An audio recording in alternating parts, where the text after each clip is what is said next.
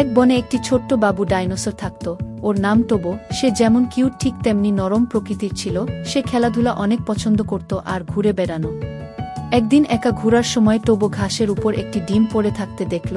কোত্থেকে এলো তা দেখতে সে এদিক সেদিক খুঁজতে লাগল, কিন্তু কোনো বাসা বা কাউকে দেখতে পেল না।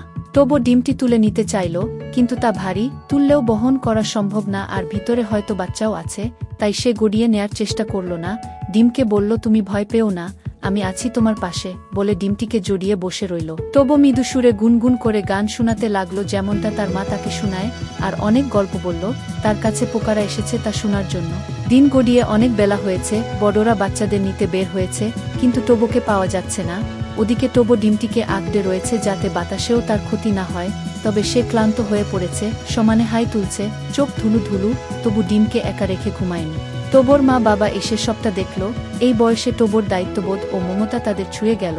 তার মা পরম যত্নে ডিমটি তুলে নিলেন, তার নিজের কাছে রাখবেন বলে ঘরে ফিরে তাদের ডিমের সাথে রেখে দিলেন। পরে সবাই যখন টোবোর মহৎ কাজের কথা জানতে পেরেছে, সবাই তাকে অভিনন্দন জানিয়ে উৎসাহিত করেছে।